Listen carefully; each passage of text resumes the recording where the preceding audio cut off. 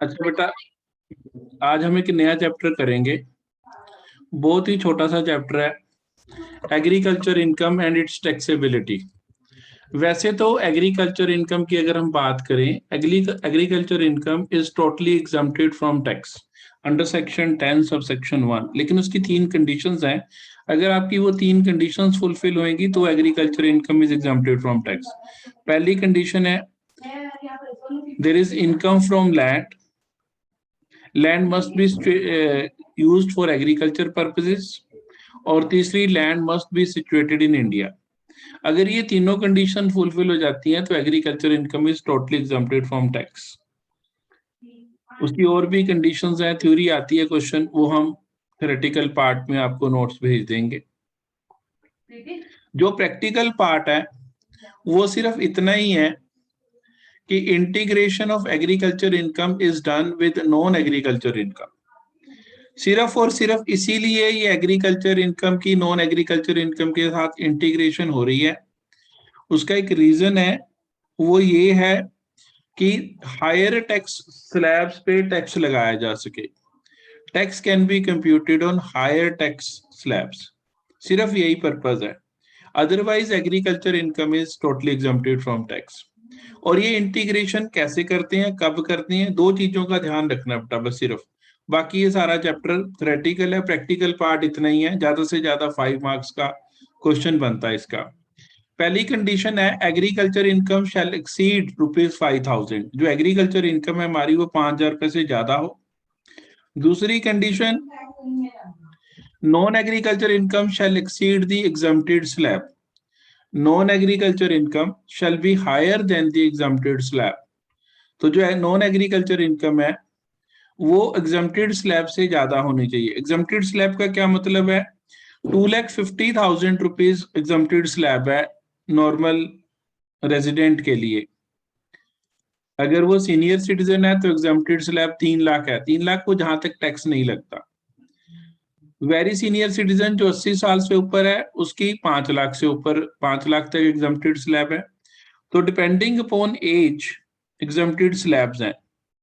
2,50,000 तक नील है, 3 लाख तक नील है, 5 लाख तक नील है। ये जो नील वाली स्लैब्स होती है इसी को एग्जम्प्टेड स्लैब कहते हैं। तो ये दो बेसिक कंडीशन आपकी फुलफिल होनी चाहिए। पहली condition, agriculture income shall be more than ₹5,000 and non agriculture income shell also be more than exempted slab. अगर ये दोनों कंडीशन फुलफिल होती हैं तो फिर हम इंटीग्रेशन करके टैक्स निकालते हैं। एंड दिस इंटीग्रेशन, इंटीग्रेशन का कोई मतलब, इंटीग्रेशन का सिंपल मतलब है जोड़कर टैक्स निकालना। Integration is done for individual, HUF, LLP and association of persons.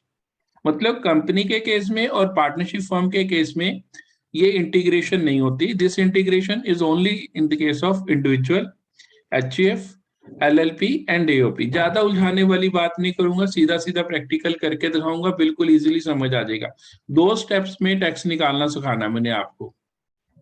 I am taking a practical problem कि मिस्टर एक्स की जिसकी बिजनेस इनकम 5,20,000 थी प्रीवियस ईयर की, और उसकी एग्रीकल्चर इनकम थी 80,000 रुपए। सबसे पहले देखना है कंडीशन फुलफिल होगी। यस, कंडीशन फुलफिल है। Non agriculture income exempted slab से ज्यादा है और एग्रीकल्चर इनकम 5,000 रुपीज से ज्यादा है। तो अब हमने क्या करना है, इसके ऊपर सीधा टैक्स निकालना है। 5,20,000 इसको टोटल इनकम भी कह सकते हैं, बिजनेस इनकम भी कह सकते हैं, नॉन एग्रीकल्चर इनकम भी कह सकते हैं, उससे कोई फर्क नहीं पड़ेगा। अब step 1, compute tax on agriculture income as well as non agriculture income. तो एग्रीकल्चर इनकम है हमारी 80,000 और नॉन एग्रीकल्चर इनकम है हमारी 5,20,000। दोनों को प्लस कर लेना है। दोनों को प्लस करके आपने उसके ऊपर टैक्स निकाल लेना। 6 लाख के ऊपर आपने टैक्स निकालना शुरू करना है। फर्स्ट 2,50,000 पे नील, नेक्स्ट 2,50,000 पे 5%, दैट इज 12,500। नेक्स्ट 1 लाख के ऊपर 20%, दैट इज 20,000। ये 6 लाख के ऊपर टैक्स निकाल लिया जो स्लैब रेट है। आई रिपीट, 2,50,000 के ऊपर नील, जो नेक्स्ट 2,50,000 है उसके ऊपर 5%, 12,500, और जो नेक्स्ट बच गया 5 लाख के बाद 1 लाख बच गया, क्योंकि नेक्स्ट 5 लाख के ऊपर नेक्स्ट स्लैब लगती है, तो नेक्स्ट 1 लाख बच गया, 1 लाख के ऊपर 20%, इट इज 20,000। 12,500 और 20,000 दोनों को जोड़कर हमने बाहर लिख लिया 32,500। सिमिलरली स्टेप 2 लगाना है, compute tax on agriculture income plus exempted slab. Agriculture income है 80,000, एग्जम्प्टेड स्लैब है 250, दोनों को जोड़कर टैक्स निकाला 330 के ऊपर। आप देख पा रहे हैं ग्रीन में फर्स्ट 250 पे नील, नेक्स्ट 80,000 पे 5%, 4,000, बस 330 हो गया। 250 प्लस 80, 330 पे जो हमारा टैक्स बना वो बना 4,000 रुपीज। अब स्टेप 1 में से स्टेप 2 का टैक्स माइनस कर देना है। 32,500 में से 4,000 रुपीज टैक्स चला गया, 28,500 हमारा टैक्स बच गया। अब इसके ऊपर रिबेट लगती है, इंडिविजुअल को रिबेट मिलती है, एचईएफ को रिबेट नहीं मिलती, इंडिविजुअल को मिलती है। Under section 87A, if total income does not exceed ₹5 lakh, तो इसकी टोटल इनकम तो 520 है।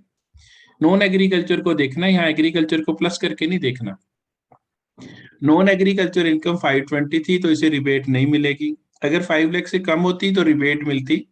जो ये टैक्स आया 28,500 और ₹12,500 विच एवर इज लेस। तो अगर ये कम होता 5 लाख से इनकम टोटल, तो फिर ये 12,500 की रिबेट मिल जाती, लेकिन इस केस में नहीं मिलेगी। तो हमारा टैक्स पेबल जो आ गया 28,500 आ गया।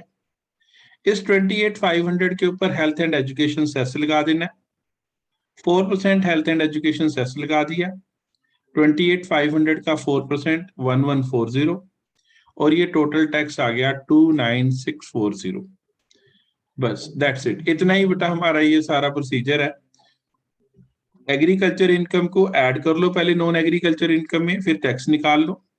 दूसरे स्टेप में एग्रीकल्चर इनकम में एग्जम्प्टेड स्लैब ऐड कर लो, फिर टैक्स निकालो। जो स्टेप 1 में टैक्स आया उसको स्टेप 2 वाले टैक्स से माइनस कर दो। बाकी रेस्ट प्रोसीजर हमने पहले भी सीखा है, बिल्कुल वैसे ही किया है, इसमें कोई दिक्कत नहीं आती बेटा। इतना सही स्टेप है, इतना सही ये हमारा चैप्टर है।